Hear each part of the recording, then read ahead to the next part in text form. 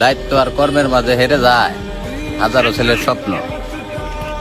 একটা কথা কি ভাই, সকালবেলা ঘুম থেকে উঠছেন, ওই মুহূর্তে ফ্যামিলি থেকে বাপ বা মা কেউ আইসা কি কইছে আপনি গো যে সারাদিন কি করলি, খালি ঘুমাস আর খাস, কোনো কাজ কাম করস না? এই কথাগুলোর মানে বুঝেন? আমি যে বলতাছি, যে পরিস্থিতির শিকার হয়েছে একমাত্র ওরাই বুঝে যে কথাগুলো কতটা কষ্টদায়ক। অথচ ফ্যামিলির মানুষগুলো কিন্তু জানে না যে শুধু আমি না, আমার মতো হাজার হাজার ছেলে আছে যারা নাকি আমার চেয়ে নিজে গোছে বেশি স্বপ্ন দেখা হইলাম তার ফ্যামিলির নিয়ে।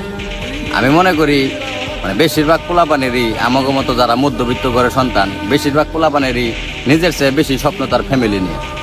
কবে আপনার কাছে কিছু টাকাই না দিতে পারুম, কবে হাগো হাসি মুখটা দেখুন, কিন্তু এটা কিন্তু আবার ফ্যামিলি বুঝে না ভাই। আমি মনে করি এরকম বহুত মানুষ আছে ভাই, এই প্রতিনিয়ত ভাই মনে করেন যে এই টর্চারের শিকার হইতেছে। আমাকে কিন্তু কোনো অপশন দেয় না, আমাকে কিন্তু বাইরে থেকে কিছু টাকা পয়সাও দেওয়া হয় না যে একটা কিছু করো বা একটা লাইন ধরাই দেয় না। তাকে একটা কথাই যে তোমরা কিছু কইরা নাও, এই যে কথাগুলা ভাই, এইগুলা মনে করেন যে যারা পরিস্থিতির শিকার হয়েছে একমাত্র ওরাই বুঝে।